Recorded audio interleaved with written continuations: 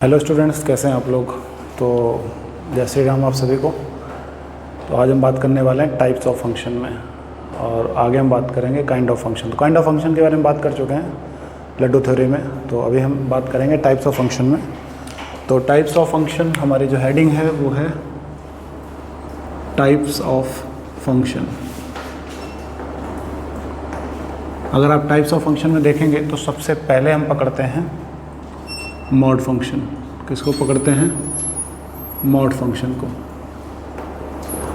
तो mod function क्या होता है? तो अगर मैं मॉड फंक्शन की बात करता हूँ तो मॉड फंक्शन का मतलब है, पढ़ चुके हो कॉम्प्लेक्स नंबर में ये चीज़ रहती है, मॉडुलस ऑफ कॉम्प्लेक्स नंबर, यानी y equal to mod x। Mod x का मतलब है always positive, result always positive, result always positive. It means mod x, अगर x की वैल्यू 0 से बड़ी ली जाए तो x पॉजिटिव ओपन होता है, और x की वैल्यू अगर 0 से छोटी ली जाए यानी कि -x ली जाए, इन दोनों केसेस में आंसर पॉजिटिव आएगा। जो रिज़ल्ट आएगा वो ऑलवेज कैसा होगा? पॉजिटिव होगा। और कैसे होगा वो मैं आपको बताऊंगा। अक्सर बच्चे कंफ्यूज होते हैं कि सर आप ही लोग बोलते हो कि -3 की वैल्यू 3 होगी, मॉड ऑफ -2 की वैल्यू 2 होगी, मॉड ऑफ 0.5 की वैल्यू 0.5 होगी, -1/2 की वैल्यू मॉड के अंदर 1/2 होगी। बट आप फिर ये केस कैसे तोड़ देते हो? तो मैं इसके बारे में आपसे बात करूँगा। तो 0 कब होगा? जब x इक्वल टू कितना होगा? 0 होगा। 0 कब होगा? जब ये x इक्वल टू कितना होगा? 0 होगा। ओके, तो नॉट ए बिग इशू, बहुत ही आसान सी चीज़ है।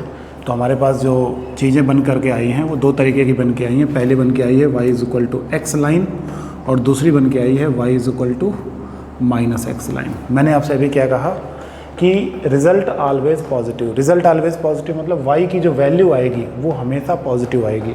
आप मॉड के अंदर कितना भी वैल्यू नेगेटिव लो, लेकिन मॉड के अंदर कितना भी नेगेटिव वैल्यू लो, जो बाहर आएगी वो ऑलवेज कैसी होगी? पॉजिटिव होगी। तो यहाँ पर मैंने x और -x लिया है, लेकिन कैसे लिया है वो मैं आपको समझाऊँगा जब मैं आपसे बात करूँगा। किसके बारे में? इसके ग्राफ के बारे में बात करूँगा, या थोड़ा आगे के बारे में बात करूँगा, ठीक है। तो अगर मैं यहाँ पे बात करता हूँ y इक्वल टू x और y इक्वल टू -x की, तो यहाँ पे हमारे पास ये दो छोटी सी स्ट्रेट लाइंस हैं, एक y इक्वल टू x और एक y इक्वल टू -x। अगर थोड़ा सा ध्यान दें तो y equal to x line में जो थीटा है वो 45 डिग्री है, और जो यहाँ पे थीटा है वो 135 डिग्री है। यानी जो स्लोप है वो 45 डिग्री है, और जो थीटा सेकेंड लाइन में स्लोप है वो 135 डिग्री है। यानी कि अगर मैं इस ग्राफ को ग्राफ नोटिफिकेशन में बनाता हूँ तो अगर आप ध्यान दो तो y is equal to x, यानी 1 पे 1, 2 पे 2, 3 पे 3, सेम वैल्यूज़ के लिए कहाँ जाएगा? ऊपर की तरफ जाएगा। और दूसरा ग्राफ अगर y is equal to -x बनाता हूँ तो सेम वैल्यूज़ के लिए इस तरफ जाएगा, इस तरीके से जाएगा। अब प्रॉब्लम यह है कि इसका जो रिज़ल्ट होता है, किसका? मॉड x का जो रिज़ल्ट होता है वो ऑलवेज पॉजिटिव होता है। यानी y की वैल्यू कैसी होती है? ऑलवेज पॉजिटिव होती है। तो y जो है ग्राफ नीचे की तरफ नहीं जाएगा, जो मॉड का ग्राफ है वो हमारा यहीं पे रुक जाएगा, y is equal to x and y is equal to -x। यानी यहाँ पे जो स्लोप होगा वो 45 डिग्री होगा, और जो ये स्लोप होगा वो 135 डिग्री होगा। क्लियर है इसका मतलब? इसका मतलब है कि मॉड की जो डोमेन होगी वो कैसी होगी? रियल होगी। कैसी होगी? रियल होगी। और जो रेंज होगी वो ऑलवेज रियल प्लस होगी। कैसी होगी? R प्लस होगी। उम्मीद है कि समझ आ गया होगा। अब मैं क्या कर रहा हूँ, इसी मॉड को थोड़ा सा रिप्लेस कर रहा हूँ। किस तरीके से रिप्लेस कर रहा हूँ? मैंने ले लिया मॉड के अंदर x माइनस ए। मैंने क्या ले लिया मॉड के अंदर? x माइनस ए। अब जब मैंने मॉड के अंदर x माइनस ए लिया तो मैं इसको लिख सकता हूँ इस तरीके से। कैसे? मैंने केवल इसको रिप्लेस किया, x को रिप्लेस किया x माइनस ए से। तो x minus a greater than 0, x minus a पीछे क्या आएगा? माइनस आएगा, और x minus a less than 0। और अगर ये x minus a equal to 0 हो जाए तो यहाँ पे कितना आएगा? 0 आएगा। अच्छा, x minus a greater than 0 का मतलब है कि x ग्रेटर देन ए, और x लेस माइनस ए का लेस देन का मतलब है x लेस देन ए। अब समझना मेरी बात कि ये रिज़ल्ट ऑलवेज पॉजिटिव कैसे होता है, ये रिज़ल्ट ऑलवेज नेगेटिव कैसे होता है, सॉरी पॉजिटिव कैसे होता है, नेगेटिव तो बात ही नहीं उठती है।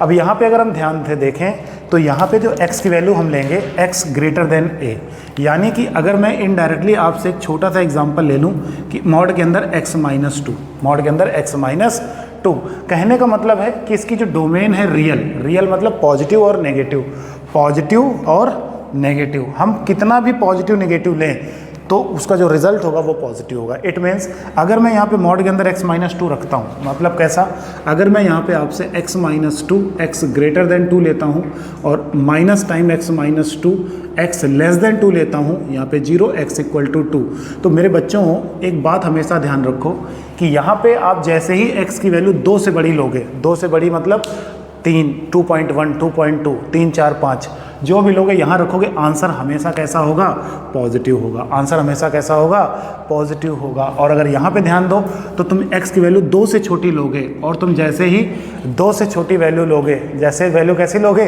2 से छोटी वैल्यू लोगे, तो 2 से छोटी वैल्यू जैसे यहाँ रखोगे तो इतना रिजल्ट कैसा होगा, नेगेटिव होगा। लेकिन ये माइनस और ये माइनस क्या हो जाएगा, प्लस हो जाएगा। तो मैंने क्या कहा था कि मॉड का जो रिजल्ट होता है, जो रिजल्टेंट वैल्यू होती है, वो ऑलवेज कैसी होती है, पॉजिटिव होती है। उसका रीज़न यही है कि आप जैसे ही x की वैल्यू 2 से छोटी लोगे, यहाँ पे आप x की वैल्यू कैसी डालोगे, 2 से छोटी डालोगे, लेकिन ये वैल्यू जैसे ही 2 से छोटी डालोगे तो नेगेटिव आंसर आएगा।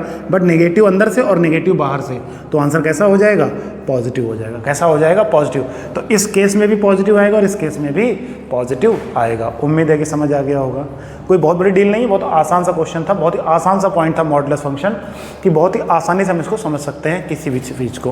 क्लियर हो गई ये चीज़, समझ आ गया होगा। अब जैसे तुम किसी को भी पकड़ लो, मॉड के अंदर x+3, मॉड के अंदर x+3, अब मॉड के अंदर आपने x+3 लिया है तो x+3 एक बार पॉजिटिव और एक बार नेगेटिव। अगर ध्यान दें तो x ग्रेटर देन -3 और ध्यान दें तो x लेस देन -3, कोई दिक्कत नहीं है। a को रिप्लेस करते रहो, a को क्या करते रहो, रिप्लेस करते रहो, जहाँ जहाँ पे है वहाँ पे a को रिप्लेस करते रहो, हमारा आंसर निकलता चला जाएगा। अगर मैं इसके ग्राफिकली की बात करूँ तो अगर मैं इसका ग्राफ बनाता हूँ तो हमारे पास 2 लाइनें हैं। एक लाइन है y equal to x minus A और एक लाइन है y equal to -x plus ए।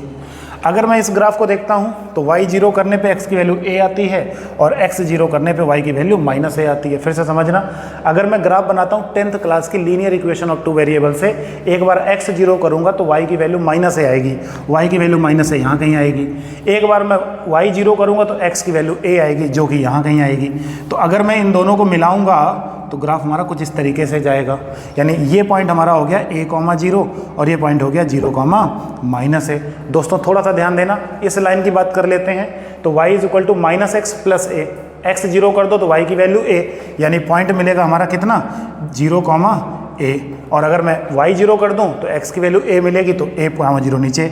अब जब इन दोनों को मिलाओगे तो ग्राफ हमारा इस तरीके से चला जाएगा। लेकिन domain according to rule mod का ग्राफ कभी भी नीचे की तरफ नहीं जाता है, तो जो ग्राफ बनेगा वो हमारा इस तरीके से बन जाएगा, लाइक दैट वी। जैसे रेज में होता है ना कि कोई रे आई और ऐसे रिफ्लेक्ट होकर चली गई। तो अगर सर मैं मान लो पॉजिटिव का ग्राफ बनाता हूँ तो पॉजिटिव का ग्राफ जब मैं बनाऊंगा तो वो इस तरफ शिफ्ट हो जाएगा, ये पॉइंट जो होगा वो -3, 0 होगा। समझ आया कि नहीं आया? तो इस तरीके से हम मॉड का ग्राफ, मॉड फंक्शन की डोमेन, मॉड फंक्शन का रिजल्ट किस तरीके से पॉजिटिव नेगेटिव होता है वो हम आसानी से समझ सकते हैं। अगर आपको समझ आ गया होगा तो एक बहुत ही अच्छा सा प्यारा सा कमेंट कर देना। मिलते हैं नेक्स्ट वीडियो में। अभी मैं टाइप ऑफ फंक्शन के हर फंक्शन का एक छोटा छोटा वीडियो लेकर के आने वाला हूं। तो जब तक हम ये सारे फंक्शन कंप्लीट नहीं कर लेते तब तक हम छोटे छोटे वीडियोस पे चर्चा करते रहेंगे। तब तक के लिए जय श्री राम सभी को। मिलते हैं नेक्स्ट वीडियो में। चैनल को सब्सक्राइब कर लेना और लाइक ज़रूर कर देना और प्लीज़ एक बार शेयर ज़रूर कर देना। Thank you so much. जय श्री राम।